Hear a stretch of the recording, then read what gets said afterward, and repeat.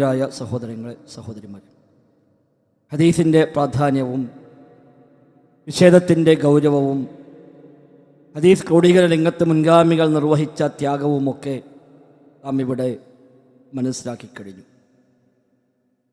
എന്നാൽ ഹദീസ് നിരൂപണമെന്ന മുഹദ്ദിസുകൾ ചെയ്ത മഹത്വമേറിയ ഒരു കർമ്മം, ആ നിരൂപണത്തിൻ്റെ മറവിലാണ് ഇന്നിവിടെ നിഷേധം സമൂഹത്തിലേക്ക് പ്രചരിപ്പിക്കാൻ ചില വ്യക്തികളും സംഘങ്ങളുമൊക്കെ ശ്രമിച്ചുകൊണ്ടിരിക്കുന്നത്. ഹദീസ് പ്രമാണമല്ല എന്ന് പറയൽ നിഷേധം തന്നെയാണ്. ഖുർആൻ മാത്രം മതി, എനിക്ക് ഹദീസ് വേണ്ട എന്ന് പറഞ്ഞാൽ അതും ഒരർത്ഥത്തിൽ നിഷേധം തന്നെയാണ്. ഏതെങ്കിലും ഒരു ഹദീസ് ഞാനത് സ്വീകരിക്കില്ല, എനിക്കത് വേണ്ട എന്ന് പ്രഖ്യാപിച്ചാൽ അതും ഹദീസ് നിഷേധമാണ്. എന്നാൽ അതുമാത്രമല്ല ഹദീസ് നിഷേധമെന്നത്. അതിനപ്പുറത്ത് ഒരു അല്പം കൂടി വിശാലമായ അർത്ഥമുള്ള പദമാണ് ഹദീസ് നിഷേധമെന്നത്. ആ ഹദീസ് നിഷേധം എന്താണ് എന്ന് നമുക്കെല്ലാം സ്വീകാര്യോഗ്യമായ അതിൻ്റെ ഒരു വിശദീകരണം, മാനദണ്ഡം നിഷേധത്തിന് മുമ്പിൽ നിൽക്കുന്ന ആളുകൾ തന്നെ പറഞ്ഞത് ഞാൻ കേൾപ്പിച്ചുകൊണ്ട് ആരംഭിക്കാം. ആ ക്ലിപ്പ് നമുക്ക് ശ്രദ്ധിക്കാം. ഹദീസ് നിഷേധം എന്ന് പറയുന്നത് സ്വഹീഹായി കടന്നു വന്നിട്ടുള്ള, മുസ്ലിം ലോകത്തിന്റെ ഇജ്മാ അനുസരിച്ചുകൊണ്ട് സ്വഹീഹായി കടന്നു വന്നിട്ടുള്ള ഹദീസുകളെ അതിനെ പൂർണ്ണമായും നിഷേധിക്കുകയും ശരിയല്ലെന്ന് പറയുകയും തള്ളിക്കളയുകയും ചെയ്യുമ്പോഴാണ് അത് ഹദീസ് നിഷേധമായി വരുന്നത്.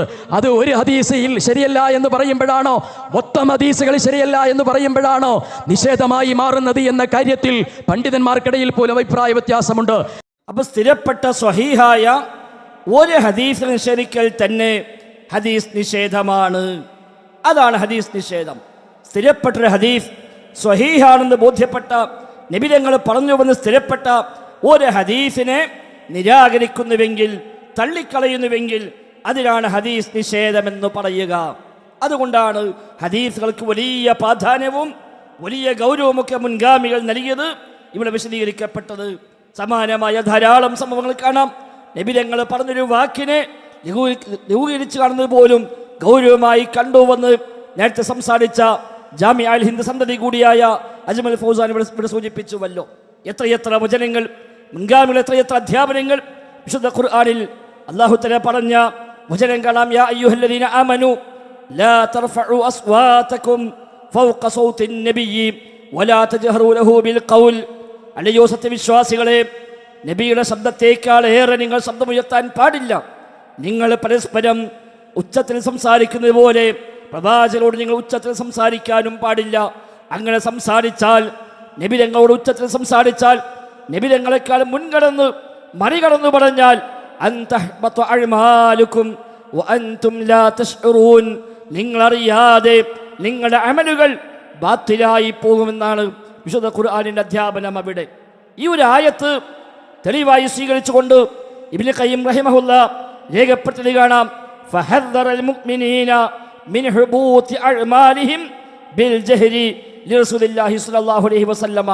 അല്ലാഹുവിൻ്റെ റസൂലിന് മുമ്പിൽ ശബ്ദമുയർത്തിയാൽ പോലും അവരുടെ അമൽ ബാത്തിലാകുമെന്നാണ് അല്ലാഹു തആല താക്കീത് ചെയ്തത്. എങ്കിൽ കമാ യജ്ഹറു ബഅ്ദുഹും ലിബഅ്ലിൻ, പരസ്പരം ഉച്ചത്തിൽ സംസാരിക്കുന്ന പോലെ നബിയോടങ്ങനെ ഒച്ചയിട്ട് സംസാരിക്കാൻ പാടില്ല. അങ്ങനെ സംസാരിച്ചാൽ അത് അവൻ്റെ അമല് ബാത്തിലായി പോകാൻ കാരണമാകുമെന്നാണല്ലോ. എന്നാൽ അങ്ങനെ സംസാരിക്കലോ അത് മുർത്തദ്ദായി പോകുന്ന കാര്യമൊന്നുമല്ലല്ലോ. നബിയോട് ഉറക്കെ സംസാരിച്ചാൽ ഒരാൾ ഇസ്ലാം എന്ന് പുറത്തു പോകുമോ, മുർത്തദ്ദാകുമോ? ഇല്ല. ബൽ മഅസിയ, എന്നതൊരു പാപമാണ്, കുറ്റകരമാണ്. തുഹ്ബിത്തുൽ അമല, അമലിനെ ബാത്തിലാക്കി കളയുന്ന ഒരു കുറ്റകൃത്യമാണത്. വസാഹിബുഹാ ലാ യശ്ഉറു ബിഹാ, ഒരുപക്ഷെ അയാൾ പോലും അറിയണമെന്നില്ല, അറിയാതെ സംഭവിച്ചു പോകുന്ന ഒരു കുറ്റകൃത്യമാണ് എന്ന് പറഞ്ഞിട്ട് ഇബ്നു ഖയ്യിം റഹിമഹുല്ലാ പറയുന്നു, ഫമല്ലന്നു ബിമൻ ഖദ്ദമ അലാ ഖൗലി റസൂലുള്ളാഹി സ്വല്ലല്ലാഹു അലൈഹി വസല്ലമ വഹദിയിഹി വതരീഖിഹി ഖൗല ഗൈരിഹി വഹദിയഹു വതരീഖഹു. എന്നിരിക്കെ നബി തങ്ങളുടെ വാക്ക്, നബി തങ്ങളുടെ അധ്യാപനം, നബി തങ്ങളുടെ മാർഗം അതിനേക്കാളേറെ മറ്റൊരു വാക്കിനെ, മറ്റൊരു മാർഗത്തെ ഒരാൾ മുന്തിക്കുന്നുവെങ്കിൽ അയാളെക്കുറിച്ച് എന്താണ് നീ വിചാരിക്കുന്നത് എന്നാണ്. സംസാരത്തിൽ പോലും നബി ഞങ്ങളോട് അല്പം ഉച്ചത്തിൽ സംസാരിച്ചാൽ അതോടുകൂടി അമലൊക്കെ ബാത്തിലായി പോകുമെന്നല്ല പറഞ്ഞെങ്കിൽ നബി ഞങ്ങൾ പറഞ്ഞൊരു വാക്കിനെ മറികടക്കാൻ അല്ലാത്തൊരാളുടെ വാക്കെടുക്കുന്നുവെങ്കിൽ അയാളെക്കുറിച്ച് എന്താണ് വിചാരിക്കേണ്ടത് എന്നാണ് ഇബ്നു ഖയ്യിം റഹിമഹുല്ല ഈ ആയത്തടിസ്ഥാനമാക്കി പഠിപ്പിക്കുന്നത്. അബൂബക്കർ സിദ്ദീഖ് റളിയല്ലാഹു അൻഹു പറഞ്ഞ മറ്റൊരു വാചകം കാണാം, ലസ്തു താരികൻ ശൈഅൻ കാന റസൂലുള്ളാഹി സ്വല്ലല്ലാഹു അലൈഹി വസല്ലമ യഅമലു ബിഹി ഇല്ലാ അമിൽതു ബിഹി. നബി തങ്ങൾ ചെയ്ത ഒരൊറ്റ കാര്യവും ഞാൻ അമൽ ചെയ്യാതെ ഒഴിവാക്കുകയില്ല, പ്രാവർത്തികമാക്കാതെ ഒഴിവാക്കുകയില്ല. കാരണം വഇന്നീ ലഅഖ്ശാ ഇൻ തറക്തു ശൈഅൻ മിൻ അംരിഹി അൻ അസീഗ്. നബി തങ്ങളുടെ ഏതെങ്കിലും ഒരു കൽപ്പന, ഏതെങ്കിലും ഒരു കാര്യം ഞാൻ ഒഴിവാക്കിയാൽ ഞാൻ പിഴച്ചു പോകുമെന്ന്, വഴിതെറ്റിപ്പോകുമെന്ന് ഞാൻ ഭയപ്പെടുന്നുവെന്ന് പറയുന്നത് ഒന്നാം ഖലീഫ അബൂബക്കർ സിദ്ദീഖ് റളിയല്ലാഹു അൻഹുവാണ്. സിദ്ദീഖ് റളിയല്ലാഹു അൻഹുവിൻ്റെ ഈ വചനത്തിന് അനുബന്ധമായിക്കൊണ്ട് വ്യാഖ്യാനമായിക്കൊണ്ട് അഹ്ലുസുന്നയുടെ പ്രഗത്ഭനായ പണ്ഡിതൻ ഇബ്നു ബത്തൂഹ റഹിമഹുല്ലാ അദ്ദേഹം പറഞ്ഞു കാണാം, ഹാദാ യാ അഖ്വാനി, കണ്ടോ സഹോദരങ്ങളെ, അദ്ദേഹത്തിന്റെ വാചകമാണ് അസ്ദിഖുൽ അക്ബർ. ഇവിടെ അബൂബക്കർ സിദ്ദീഖ് യതഖവ്വഫു അലാ നഫ്സിഹി, അദ്ദേഹമാണ് പേടിക്കുന്നത് തൻ്റെ കാര്യത്തിൽ നബി തങ്ങൾക്കെതിരായി ചെയ്താൽ താൻ വ്യതിയാനം സംഭവിച്ചതായി മാറും, പിഴച്ചു പോകുമെന്ന് അബൂബക്കർ സിദ്ദീഖ് ഭയപ്പെടുന്നുവെങ്കിൽ ഫമാദാ അസാ അൻ യകൂന മിൻ സമാനിൻ, ഈ കാലത്തൊക്കെ പിന്നെ എന്താണ് ഉണ്ടാവുക, ഈ കാലത്തൊക്കെ എന്താ ഉണ്ടാവുക, ഇതെന്ന ഏതാണ്ട് 1000 കൊല്ലം മുമ്പ് എഴുതി വെക്കുന്നത്. അദ്ദേഹം പറയാണ് ഇക്കാലത്തൊക്കെ എന്താ ഉണ്ടാവുക, അഹ്ലുഹു യസ്തഹ്സിഊന ബിനബിയിഹിം വഅംരിഹി, നബിയെയും നബിയുടെ കൽപ്പനകളെയും പരിഹസിക്കുന്ന ഒരവസ്ഥയിലേക്ക് ആളുകൾ എത്തിയിരിക്കുന്നു. ആ നബി തങ്ങൾക്കെതിരായി പ്രവർത്തിക്കാനും അത് പരിഹസിക്കുവാനും വയസ്ഖറൂന ബിസുന്നതിഹി, നബിയുടെ സുന്നത്തിനെ പരിഹസിക്കാനുമൊക്കെ ഇന്ന് ആളുകൾ ധൈര്യം കാണിക്കുന്നു, മുന്നോട്ട് വരുന്നു എങ്കിൽ ഇക്കാലത്ത് എന്താ നമ്മളൊക്കെ പറയുക എന്നാണ് ഇബ്നു ബത്തൂഹ റഹിമഹുല്ലാ പഠിപ്പിക്കുന്നത്. സമാനമായ ഒട്ടനവധി അധ്യാപനങ്ങൾ മുൻഗാമിൽ നമുക്ക് കാണാൻ സാധിക്കുന്നുണ്ട്. അബൂ ഖിലാബ റഹിമഹുല്ലാ അദ്ദേഹം ഒരിക്കൽ പറഞ്ഞു, ഒരാൾ പറഞ്ഞാൽ, ഒരാളോട് നീ ഹദീസിനെ കുറിച്ച് പറഞ്ഞു, നീ ഒരാളോട് ഹദീസ് പറഞ്ഞു കൊടുത്തു. ഫഖാല, അപ്പോൾ ആ മനുഷ്യൻ പറഞ്ഞു, ദഅനാ മിൻ ഹാദാ വഹാതി കിതാബല്ലാ, ഇതൊക്കെ ഒഴിവാക്ക്, അല്ലാഹുവിന്റെ കിതാബ് ഉണ്ടെങ്കിൽ പറയും എന്നെങ്ങാനും അയാൾ പറഞ്ഞാൽ ഫഅലം അന്നഹു ളാല്ലുൻ, അയാൾ വഴിപിഴച്ചവനാണ് എന്ന് നീ മനസ്സിലാക്കിക്കോ എന്ന അബൂ ഖിലാബയുടെ അധ്യാപനം. ആ അധ്യാപനത്തിന് അനുബന്ധമായി വ്യാഖ്യാനമായി ഇമാം ദഹബി, ഹാഫിദ് ദഹബി റഹിമഹുല്ലാ, മുഅർരിഖുൽ ഇസ്ലാം എന്ന് വിശേഷിപ്പിക്കപ്പെടുന്ന ഹാഫിദ് ദഹബി റഹിമഹുല്ലാ അദ്ദേഹം പറയുകയാണ്, ഇദാ റഅയ്തൽ മുതകല്ലിമൽ മുബ്തദിഅ, ഒരു മുബ്തദിആയ ഒരു പുതിയ ആശയവുമായി വന്നൊരാൾ അയാളെ നീ കേൾക്കുകയാണ് എങ്കിൽ അയാൾ പറയുന്നു, ദഅനാ മിനൽ കിതാബി വൽ ഹദീസിൽ ആഹാദി വഹാതിൽ അഖ്ല, അല്ലാഹുവിന്റെ കിതാബും ആഹദായ ഹദീസും അഖ്ലും അതൊക്കെ അല്ലാഹുവിന്റെ കിതാബും ആഹദായ ഹദീസും അതൊക്കെ ഒഴിവാക്കിയിട്ട് ബുദ്ധി വാ, അഖ്ലുമായി വാ, ബുദ്ധിയൊക്കെ നമുക്ക് ആ ബുദ്ധിയോട് യോജിക്കുമോ എങ്കിൽ സ്വീകരിക്കാം, ഇല്ലേ അത് തള്ളിക്കളയാമെന്ന് പറയുന്ന ഒരാളെ നീ കണ്ടാൽ ഫഅലം അന്നഹു അബൂജഹൽ, നീ മനസ്സിലാക്കിക്കോ അയാൾ അബൂജഹലാണ് എന്ന് എഴുതി വെക്കുന്നത് 700 കൊല്ലങ്ങൾക്ക് മുമ്പ്. 700 കൊല്ലങ്ങൾക്ക് മുമ്പ് എഴുതി വെക്കുകയാണ്. ആ പറയുന്ന മനുഷ്യൻ അബൂജഹലാണ്.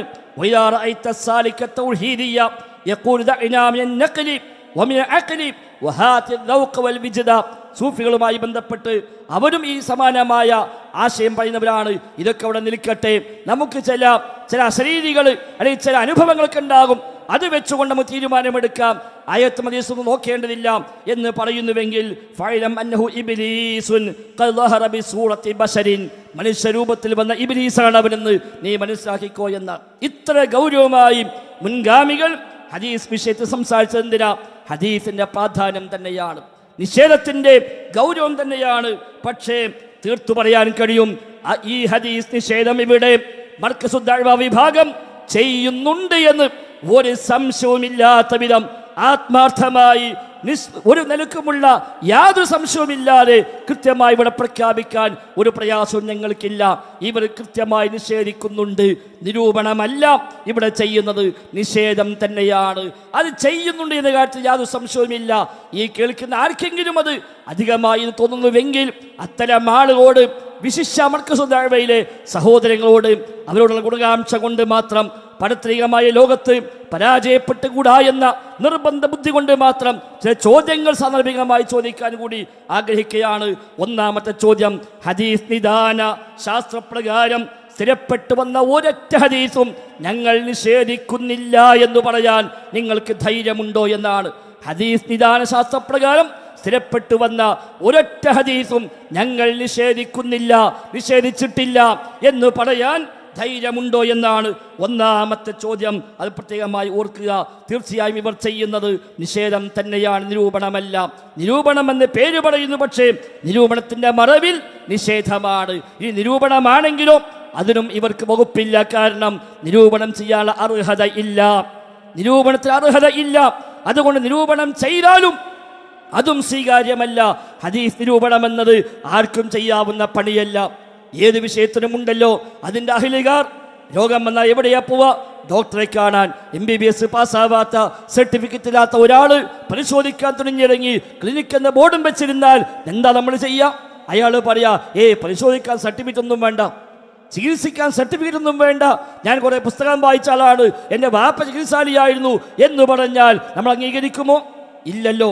ഏതിനുമുണ്ട് അതിൻ്റെതായ ആളുകൾ. ഏതു ഭാഗത്ത് ചികിത്സിക്കണമോ അതുമായി ബന്ധപ്പെട്ട കോഴ്സ് അയാൾ പാസ്സാകേണ്ടതുണ്ട്. വാഹനം കേടുന്നാൽ അത് പ്രഗത്ഭനായ വലിയ പ്രശസ്തനായ ഡോക്ടറെയാണോ ചെന്ന് കാണുക? അല്ല, അത് നേരെ പോലെ വർക്ക്ഷോപ്പിലേക്കാണ്. ഓരോന്നിനുമുണ്ട് ഓരോ അഹ്ലുകാർ. എങ്കിൽ ഹദീസ് നിരൂപണം ചെയ്യേണ്ടത് മുഹദ്ദിസുകളാണ്, ഹദീസ് പണ്ഡിതന്മാരാണ്, ആ രംഗത്ത് കഴിവുള്ളവരാണ്. അതല്ലാതെ നമ്മളാരെങ്കിലും ഒരാളെ കയറിയിട്ട് ചെയ്യേണ്ട പണിയല്ല ഹദീസ് നിരൂപണം എന്നത്. അത് നിരൂപണം നടത്തിയാൽ അതും സ്വീകാര്യമല്ല. എന്നാലോ നിരൂപണത്തിൻ്റെ മറവിൽ നിഷേധമാണ് ഇവിടെ നടന്നുകൊണ്ടിരിക്കുന്നത്. ചില ഉദാഹരണങ്ങൾ ഞാൻ വ്യക്തമാക്കാം. ഒരു 3-4 ഹദീസ് ഇവർ നിഷേധിക്കുക ഞാൻ കാണിക്കാം. ഒന്നാമതായി വ്യക്തമായി ഇവർ പ്രസംഗിക്കുകയും എഴുതുകയും ചെയ്ത ധാരാളം സ്ഥലത്ത് ആവർത്തിച്ചു നിഷേധിച്ച ഒരു ഹദീസാണ് അമ്പിയാക്കളുടെ ശരീരം അല്ലാഹു തആല ഭൂമിക്ക് ഹറാമാക്കി എന്ന ഹദീസ്. ഇന്നല്ലാഹ ഹറമ അലൽ അർളി അൻ തഅകുല അജ്സാദൽ അംബിയാ. അമ്പിയാക്കളുടെ ശരീരം ഭക്ഷിക്കൽ അല്ലാഹു തആല ഭൂമിക്ക് ഹറാമാക്കിയിരിക്കുന്നു. മുസ്ലിം ലോകം അംഗീകരിച്ചു പോന്ന, എല്ലാവരും സ്വീകരിച്ചു പോന്ന ഒരു ഹദീസാണ് ഈ ഹദീസ്. ഇമാം അബൂ ദാവൂദ് റഹിമഹുല്ലാഹി മറ്റും ഈ ഹദീസ് റിപ്പോർട്ട് ചെയ്തിട്ടുണ്ട്. ഈ ഹദീസ് നിഷേധിച്ചുകൊണ്ട് എത്ര പ്രസംഗമാണ് മർക്കസുൽ ദഅവയുടെ ഉത്തരവാദപ്പെട്ട ആളുകൾ തന്നെ പ്രസംഗിച്ചത്. ശബാബിൽ എത്ര തവണയാണ് ലേഖനമായി വന്നത്. ഒരു ലേഖനം ഞാൻ വായിക്കാം. ഖബറിലെ ശിക്ഷ ശാരീരികമോ ആത്മീയമോ എന്ന പേരിൽ 2014 ഏപ്രിൽ 11 ഇറങ്ങിയ ശബാബിൽ ലേഖനമുണ്ട്. ആ ലേഖനത്തിൽ പറയുകയാണ്, മരണപ്പെട്ടു പോയവരുടെ ശരീരങ്ങൾ ഭൂമിയിൽ ലയിച്ചു ചേരുമെന്നും മണ്ണായി തീരുമെന്നും എല്ലാ വിഭാഗം ആളുകളും അംഗീകരിക്കുന്നതും ഖുർആനിൽ പരന്നു കിടക്കുന്നതുമായ യാഥാർത്ഥ്യമാണ്. അമ്പിയാക്കളുടെയും ഔലിയാക്കളുടെയും ജീവനും ആത്മാവും ഇല്ലാത്ത ശരീരങ്ങൾ ഭൂമി ഭക്ഷിക്കുക ഇല്ലെന്ന് ചില റിപ്പോർട്ടുകൾ വന്നിട്ടുണ്ടെങ്കിലും അത് യാഥാർത്ഥ്യങ്ങൾക്കും വിശുദ്ധ ഖുർആനിലെ നിരവധി വചനങ്ങൾക്കും വിരുദ്ധമാണ്. ഈ ഹദീസ് ഖുർആനിലെ ഒരുപാട് ആയത്തിനെതിരാണ് എന്നാണ്. എന്നിട്ട് ആയത്ത് എങ്ങനെ കൊടുക്കുക? ഏതായത്ത്? ഒന്ന്, മിൻഹാ ഖലഖ്നാകും വഫീഹാ നുഈദുകും, മണ്ണിൽ നിന്ന് നാം സൃഷ്ടിച്ചു, മണ്ണിലേക്ക് നാം മടക്കുമെന്ന് അല്ലാഹ് പറയുന്നു. അപ്പം ഉരുമ്പുല എന്ന് പറഞ്ഞാൽ പിന്നെ ഈ ആയത്തിനെതിരായില്ലേ എന്നാ പിന്നെ മണ്ണുക്ക് പോകാത്ത ഒരൊറ്റ മയ്യത്തും ഇല്ലാന്ന് ഇവർ പറയേണ്ടി വരും. കത്തിക്കഴിഞ്ഞൊരു മയ്യത്ത് ഇല്ലാതായി പോയി വാർത്ത പേപ്പറിൽ കണ്ടാൽ ഖുർആനെതിരാണ്. അങ്ങനെ സംഭവിക്കൂല. ബഹിരാകാശത്ത് പോയി പൊട്ടിത്തെറിച്ച് കത്തിക്കരിഞ്ഞ് മരിച്ചുപോയ മനുഷ്യന്മാരുണ്ട്. അംഗീകരിക്കൂല. എന്താ മിൻഹാ ഖലഖ്നാകും എന്ന് പറയൂ? ഈ ഹദീസിന് മാത്രമാണോ ഈ നിയമമുള്ളത്? കുല്ലു ഷൈഇൻ ഹാലികുൻ ഇല്ലാ വജ്ഹു, എല്ലാം നശിക്കും അല്ലാഹുവിന്റെ വജ്ഹ് ഒഴികെ എന്ന ആയത്താ മറ്റൊന്ന് കൊടുത്തത്. കുല്ലു മൻ അലൈഹാ ഫാൻ, ഭൂമുഖത്തുള്ളെല്ലാം നശിക്കും അല്ലാഹ് ബാക്കിയാകും എന്ന ആയത്താ വേറൊന്ന് കൊടുത്തത്. ഈ ആയത്തൊക്കെ വെച്ചിട്ടാണ് പറഞ്ഞത് ഈ ഹദീസ് ഈ ആയത്തിനെല്ലാം എതിരാണ്. അതുകൊണ്ട് ഈ ഹദീസ് സ്വീകാര്യമല്ല എന്നാണ്. ആരാ സഹോദരങ്ങൾ പഠിപ്പിച്ചത്? ഇത് നിരൂപണമാണോ? നിരൂപണമാണ്, അല്ല, പച്ചയായ നിഷേധമാണ്. അല്ലാഹുവിന്റെ റസൂൽ പറഞ്ഞുവെന്ന് ബോധ്യമുള്ള 1400 കൊല്ലം മുസ്ലിം ഉമ്മത്ത് സ്വീകരിച്ചു പോന്ന ഒരു ഹദീസ് നിദാന ശാസ്ത്രപ്രകാരം സ്വഹീഹാണ് എന്ന് സ്ഥിരപ്പെട്ട ഒരു ഹദീസിനെ കേവല യുക്തി വെച്ചുകൊണ്ടാണ് ഇവിടെ നിഷേധിക്കുന്നത്. ഈ ആയത്ത് വിശദീകരിച്ച ഏതെങ്കിലും മുഫസ്സിലുകൾ ഈ ആയത്തിനെ വ്യാഖ്യാനിച്ചിട്ട് പറഞ്ഞോ ഈ ആയത്തിനെതിരായ ഒരു ഹദീസുണ്ട്, അത് സ്വീകാര്യമല്ല എന്ന്? ഈ ഹദീസ് വ്യാഖ്യാനിച്ച പണ്ഡിതന്മാർ പറഞ്ഞു ഈ ഹദീസ് ഖുർആനെതിരാണ് എന്ന്. ഇല്ല, പറഞ്ഞിട്ടില്ല. മുഅ്തസിലിയാക്കൾ പണ്ട് പറഞ്ഞിട്ടുണ്ട്. മുഅ്തസിലിയാക്കൾ ഇസ്ലാം എന്ന് പിഴച്ചുപോയ, അഹ്ലുസുന്നയെ പിഴച്ചുപോയ മുഅ്തസിലിയ വിഭാഗം പണ്ട് പറഞ്ഞിട്ടുണ്ട് എന്നല്ലാതെ അഹ്ലുസുന്ന പറഞ്ഞിട്ടില്ല. അതുകൊണ്ട് ഇതുമായി ബന്ധപ്പെട്ടാണ് രണ്ടാമത്തെ ചോദ്യം ചോദിക്കുന്നത്. ഈ ഹദീസിന് നിങ്ങൾ ശബാബിൽ എഴുതിയ ഈ ന്യായങ്ങൾ നിരത്തി ഈ ഹദീസിനെ വിമർശിച്ച അല്ലെങ്കിൽ തള്ളിക്കളഞ്ഞ അല്ലെങ്കിൽ നിഷേധിച്ച ഒരു പണ്ഡിതനെയെങ്കിലും അഹ്ലുസുന്നയുടെ പണ്ഡിതന്മാരിൽ നിന്ന് കാണിക്കാമോ എന്നാണ്. ഒരൊറ്റ പണ്ഡിതനെയെങ്കിലും ഈ ന്യായങ്ങൾ നിരത്തിക്കൊണ്ട് ഖുർആനെതിരാണെന്ന് പറഞ്ഞ് അല്ലെങ്കിൽ യാഥാർത്ഥ്യങ്ങൾക്ക് വിരുദ്ധമാണെന്ന് പറഞ്ഞ് ഇതിനെ തള്ളിയ നിഷേധിച്ച ഒരു പണ്ഡിതനെങ്കിലും കാണിക്കാമോ എന്ന രണ്ടാമത്തെ ചോദ്യം ഉത്തരം കിട്ടേണ്ടതുണ്ട്. അല്ലാതെ നിഷേധവുമായി നടക്കുകയും നിരൂപണമാണ് എന്ന് ന്യായം പറഞ്ഞു പോവുകയും ചെയ്താൽ പറ്റില്ല. മറ്റൊരു ഉദാഹരണം നോക്കാം. അജവാക്കാരക്ക ഹദീസ് സ്ഥിരപ്പെട്ടു വന്ന വിഷയമാണ്. ഒരു ദിവസം രാവിലെ 7 അജവ കഴിച്ചാൽ അവന് വിഷമേൽക്കുകയില്ല, സിഹ്റുമേൽക്കുകയില്ല എന്ന് സ്ഥിരപ്പെട്ട ഹദീസാണ്. തർക്കമില്ലാത്ത വിധം അംഗീകരിക്കപ്പെട്ട കാര്യമാണ്. ഒരാൾ പോലും ആ ഹദീസിനെ കുറിച്ച് മുസ്ലിം ലോകത്തെ പണ്ഡിതന്മാരിൽ ഒരു വിമർശനം പോലും പറഞ്ഞിട്ടില്ല, ഒരു ആക്ഷേപം പോലും പറഞ്ഞിട്ടില്ല. നേരത്തെ പറഞ്ഞ ഹദീസ് സ്വഹീഹാണോ അല്ലേ എന്ന് അഭിപ്രായം പറഞ്ഞ ചില പണ്ഡിതന്മാരെങ്കിലും ഉണ്ടെന്ന് വെക്കാം. പക്ഷെ ഇതിൽ അതുപോലുമില്ല. എല്ലാവരും 100% അംഗീകരിച്ചു പോകുന്ന ഹദീസാണ് അജ്വാക്കാരക്കുമായി ബന്ധപ്പെട്ട ഹദീസ്. എന്താ മർക്കസ് ആശയം പറയട്ടെ, അവർ കേൾക്കാൻ നമുക്കത്. നമുക്കറിയാമല്ലോ സിഹറിനെ കുറിച്ച്. മാരണം അല്ലേ, സുമ്മ് വിഷമാണ്. അപ്പം മാരണം ബാധിക്കാതിരിക്കാൻ 7 അജ്വാക്കാരൊക്കെ തിന്നാൽ മതി എന്ന് പ്രവാചകൻ സല്ലല്ലാഹു അലൈഹി വസല്ലമ നിർദ്ദേശിച്ചു അത്രേ. എന്നിട്ട് അതേ പ്രവാചകന് തന്നെ എന്തും ചെയ്തു, മാരണം ബാധിച്ചും ചെയ്തു. അപ്പോൾ തന്നെ അതിൻ്റെ ആ മത്തിന് എത്രത്തോളം ശരിയാണ് എന്നുള്ളത് നമ്മൾക്ക് എന്ത് ചെയ്യാവുന്നതാണ്, മനസ്സിലാക്കാവുന്നതാണ്. പിന്നെ നമ്മെ സംബന്ധിച്ചിടത്തോളം ആ ഹദീസിന്, ആ റിപ്പോർട്ടിന് ഒരു പ്രസക്തിയില്ല. കാരണം മാരണം ബാധിക്കൂല, അത് ഷിർക്കാണ്, ഷിർക്കിന് ഫലമില്ല എന്നാണ് ഇസ്ലാമിൻ്റെ അടിസ്ഥാന വിശ്വാസം. അപ്പൊ കണ്ടു എന്താ പറഞ്ഞത്? ഈ ഹദീസ് സ്വീകാര്യമല്ല, നിരൂപണമല്ല, ഇന്ന കിതാബിലുണ്ട് എന്നല്ല, ഇന്ന മുഹദ്ദിസ് പറഞ്ഞു എന്നല്ല. നേരെ മറിച്ച് എന്താ അദ്ദേഹം പറഞ്ഞത്? യുക്തിയാണ്. എന്താ? നബിയാണല്ലോ പറഞ്ഞത് ഇത് കഴിച്ചാൽ മാരണം ബാധിക്കൂല, ആ നബിക്ക് മാരണം ബാധിച്ചു എന്നല്ലേ ഇവർ പറയണത്. അപ്പൊ മനസ്സിലാക്കുക ഹദീസ് ശരിയല്ല എന്ന്. നബി ഞങ്ങൾ എന്തെല്ലാം ചികിത്സ പറഞ്ഞിട്ടുണ്ട്, എന്തെല്ലാം ചികിത്സ. പനി ബാധിച്ചാൽ എന്തു ചെയ്യണം ഹദീസിലുണ്ട്. വേറെ ഹദീസ് കാണാം നബി ഞങ്ങൾക്ക് പനി ബാധിച്ചു, ആഹാ അപ്പൊ ഈ ഹദീസ് ശരിയല്ല എന്ന് പറയും. സഹോദരങ്ങളെ, വ്യത്യസ്തമായ വിഷയങ്ങളിൽ നബി ഞങ്ങൾ ചികിത്സാ രീതികൾ, വ്യത്യസ്തമായ ചികിത്സകൾ നബി ഞങ്ങൾ പഠിപ്പിച്ചിട്ടുണ്ട്. തിബ്ബുൻ നബവി, നബിയുടെ ചികിത്സ എന്ന ഹദീസ് ഗ്രന്ഥങ്ങളിലെ വിശാലമായ ഏരിയ തന്നെയാണ്. അതിൽ മാത്രം കിതാബ് എഴുതിയ പണ്ഡിതന്മാരുണ്ട്. ഇബ്നു ഖയ്യിം റഹിമഹുല്ലാ ഇതിൽ മാത്രം കിതാബ് എഴുതിയവരാണ്. ഏത് ഹദീസ് ഗ്രന്ഥത്തിലും കാണാം നബിയുടെ ചികിത്സയുമായി ബന്ധപ്പെട്ട ഹദീസുകൾ ക്രോഡീകരിച്ച ഭാഗങ്ങൾ. അതൊക്കെ തള്ളാൻ ഇത്തരം യുക്തി കൊണ്ടും ആകുമോ? സഹോദരങ്ങളെ, ഇത് നിരൂപണമല്ല, വ്യക്തമായ നിഷേധമാണ്. ഇനി മറ്റൊന്ന് നോക്കാം. കണ്ണേറുമായി ബന്ധപ്പെട്ട വിഷയം വിശുദ്ധ ഖുർആനിലെ പല ആയത്തുകൾ കൊണ്ടും 100ഓളം ഹദീസുകൾ കൊണ്ടും സ്ഥിരപ്പെട്ടതും മുസ്ലിം ലോകത്ത് തർക്കമില്ലാതെ സ്വീകരിച്ചു പോകുന്നതുമാണ് കണ്ണേറുമായി ബന്ധപ്പെട്ട് ഹദീസിൽ പഠിപ്പിക്കപ്പെട്ട കാര്യം. അതിൻ്റെ മറവിൽ അന്ധവിശ്വാസങ്ങൾ പലതുണ്ട്. ആ അന്ധവിശ്വാസങ്ങൾ എതിർക്കുക എന്നല്ലാതെ സ്ഥിരപ്പെട്ടത് എതിർക്കാൻ നിർവാഹമില്ല. എന്നാൽ അതിനെ ഒരു മനുഷ്യൻ, ഇവിടെ പ്രധാനപ്പെട്ട ഒരു പണ്ഡിതൻ വിമർശിക്കുന്ന ശൈലി നോക്കൂ നിങ്ങൾ. ഇനി നോക്കൂ ഹദീസിന്റെ മത്തിന്, അത് അതിലേറെ രസകരം. ശരിക്ക് കണ്ണേറ് ബാധിച്ചവൻ എന്ന അർത്ഥം കിട്ടണമെങ്കിൽ മഴയൂൻ എന്ന് പറയണം. പക്ഷെ ഇതിൽ പറയുന്നത് മഴീന്ന. മഴ എന്ന് പറഞ്ഞാൽ ശുദ്ധമായ വെള്ളം, അതാണല്ലോ. ഖുൽ അറഅയ്തും മിൻ അസ്ബഹ മാഉകും ഫമൻ യഅതീകും ബിമാഇൻ മഴീൻ എന്ന് സൂറത്തുൽ ഈ തബാറക്കയുടെ അവസാനത്തിൽ പറയുന്നുണ്ട്.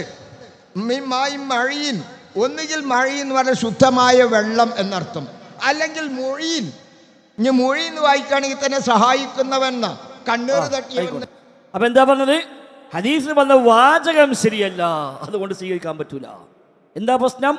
മഴീൻ എന്നുള്ളത് കണ്ണീർ ബാധിച്ചാക്ക് മഴയൂൻ എന്നാ പറയണത്. വലിയ വിവരാപ്പതി മുപ്പക്ക് ആകെ മഴീൻ വരുന്ന അർത്ഥം ശുദ്ധമായ വെള്ളം എന്ന് മാത്രം. ഏതെങ്കിലും ഒരു അറബി ഡിക്ഷണറി എടുത്ത് നോക്കിയാൽ മതി.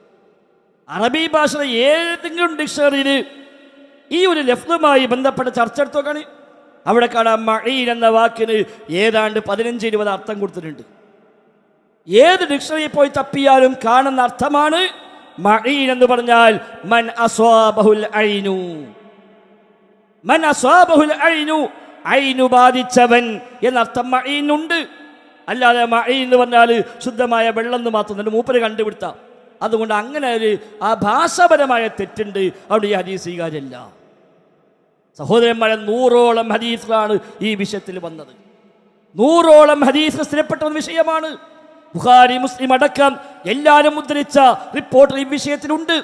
വിശുദ്ധ ഖുർആനിൽ 1-ലേറെ ആയത്തുകളിൽ ഇതുമായി ബന്ധപ്പെട്ട സൂചനയുണ്ട്. അമാനി മൗലവി പോലും ഖുർആൻ പരിഭാഷയിൽ അത് രേഖപ്പെടുത്തി വെച്ചിട്ടുണ്ട്. എന്നിട്ടാണ് ചില മുടന്തൻ ന്യായങ്ങൾ പറഞ്ഞ് അതിന് റിപ്പോർട്ടിൽ ഒരാളുണ്ട്, ലഹു ഔഹാമുൻ എന്നൊരു കിതാബിലുണ്ട്. ആ കിതാബിൽ തന്നെ ഉണ്ട് ഈ ഹദീസ് സ്വഹീഹ എന്നുള്ളത്. അത് നോക്കൂല. എന്നിട്ട് നിരൂപണത്തിന്റെ പേരും പറഞ്ഞ് നിഷേധവുമായി കടന്നു വരുന്നു. ഇവിടെ 3ാമത്തെ ചോദ്യം ചോദിക്കാൻ ആഗ്രഹിക്കുന്നു. ഇവിടെ വിശുദ്ധ ഖുർആനിലെ 1-ലേറെ ആയത്തുകൾ കൊണ്ടും 100ഓളം ഹദീസുകൾ കൊണ്ടും സ്ഥിരപ്പെട്ട ഈ വിഷയം, കണ്ണേറുമായി ബന്ധപ്പെട്ട വിഷയം, ഇത് ശരിയല്ലെന്ന് പറഞ്ഞ, ഇത് സ്വീകാര്യമല്ലെന്ന് പറഞ്ഞ ഇദ്ദേഹത്തിന്റെ പ്രസംഗത്തിൽ ഉപയോഗിച്ചത് വാറോല എന്നാണ്. ആ നിലയ്ക്ക് പ്രയോഗിച്ച അഹ്ലുസുന്നയുടെ ഒരു പണ്ഡിതനെയെങ്കിലും കാണിക്കാൻ കഴിയുമോ? ഒരു മുൻഗാമിയെങ്കിലും ഈ വിഷയത്തിൽ നിങ്ങൾക്കുണ്ടോ? ഒരിക്കലുമില്ല. ഞാൻ അവസാനിപ്പിക്കുകയാണ്.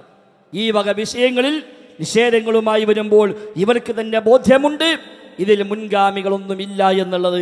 അതുകൊണ്ട് ഇദ്ദേഹം തന്നെ പറയാണ്, ഇതൊക്കെ നമ്മൾ പറയുമ്പോൾ ചില മനുഷ്യന്മാർ ചോദിക്കും, ഇത് മുൻഗാമികളെ ഞാൻ പറഞ്ഞേക്കണോ എന്നാ. അതിന്റെ മറുപടി മൂപ്പര് പറയട്ടെ. അപ്പൊ പലരും ചോദിക്കും, ഈ ഹദീസ് മൗദൂആണ് അല്ലെങ്കിൽ ദഈഫാണ് എന്ന് മുൻഗാമികൾ ആരെങ്കിലും പറഞ്ഞിട്ടുണ്ടോ എന്ന് ചോദിക്കും. മുൻഗാമികൾ പറഞ്ഞുകൊള്ളുന്നില്ല. ഹദീസിന്റെ ഉസൂല് പഠിച്ചാൽ മതി, ഹദീസിന്റെ നിദാനം പഠിച്ചാൽ മതി. അപ്പോൾ നമുക്കതിൽ നിന്ന് കണ്ടുപിടിക്കാം. അതുപോലെ കണ്ടങ്ങൾ മുൻഗാമികൾ പറയണമെന്നില്ല. കാരണം ആരും പറഞ്ഞിട്ടില്ല, ഒരാളും പറഞ്ഞിട്ടില്ല. ഈ ലക്ഷക്കണക്കിന് ഹദീസുകൾ പഠിച്ചവർ, അത് കൈകാര്യം ചെയ്തവർ, ജീവിതം അതിനു വേണ്ടി മാറ്റിവെച്ചവർ, അവരാരും പറയാത്ത, അഹ്ലുസുന്നയുടെ ഒരു ഇമാമും പറയാത്ത ഒരു പുതിയ ആശയം കൊണ്ടുവരികയും ഇത് എവിടെ നിന്ന് കിട്ടി, ഏത് കിതാബിലുണ്ട്, ആര് പറഞ്ഞു എന്ന് ചോദിക്കുമ്പോൾ അത് മുൻഗാമികൾ പറയേണ്ട ആവശ്യമൊന്നുമില്ല. ഉസൂൽ ഹദീസ് പഠിച്ചാൽ മതി. അത് പഠിച്ചേക്കണോ? അതുമില്ല. അത് ഞാൻ നേരത്തെ പറഞ്ഞ അർഹത ഇല്ല. അപ്പം ഈ ചികിത്സിക്കാൻ MBBS ഒന്നും വേണ്ട, സർട്ടിഫിക്കറ്റ് ഒന്നും വേണ്ട, ഞാൻ 2 ബുക്ക് വായിച്ചിട്ടുണ്ട് എന്ന് പറഞ്ഞാൽ എങ്ങനെ ഉണ്ടാവും? ഓനെ അറസ്റ്റ് ചെയ്തിട്ട് ജയിലിൽ കൊണ്ടുപോയിടാന്നല്ലാതെ. അല്ലെങ്കിൽ മനുഷ്യന്മാരെ ആരോഗ്യം നശിക്കുമ്പോൾ. സഹോദരങ്ങളെ, ഈ നിലക്കുള്ള അപകടത്തിലേക്കാണ് ഇവർ പോയിക്കൊണ്ടിരിക്കുന്നത്. യഥാർത്ഥത്തിൽ ഇത്തരം നിഷേധങ്ങൾ അതിനുമായി ബന്ധപ്പെട്ട വിഷയത്തിൽ തന്നെ ഇബ്നു ഖയ്യിം റഹിമഹുല്ലാഹ് പറഞ്ഞ വാക്ക് കൂടി പറയാം. ഫഅബ്തല ത്വായിഫത്തുൻ മിമ്മൻ ഖല്ല നസീബുഹും മിനസ് സംഇ വൽ അഖ്ലി അംറൽ ഐനി. അല്ലാഹുവിന്റെ ദീന് പഠിച്ചിട്ടില്ലാത്ത, ബുദ്ധിയില്ലാത്ത ചില സംഘങ്ങളിലാ ഇപ്പോൾ ധൈര്യം കാണിച്ചിരിക്കുന്നു. ഈ ഐനിന്റെ കാര്യം, കണ്ണേറുമായി ബന്ധപ്പെട്ട കാര്യം ശരിയല്ലെന്ന് പറയാൻ. അവർ പറയുന്നു, ഇന്നമാദാലിക ഔഹാമുൻ ലാ ഹഖീഖത ലഹാ, ഇത് ചില തോന്നലുകൾ മാത്രമാണ്, യാഥാർത്ഥ്യമില്ലെന്ന് പറയുന്നു.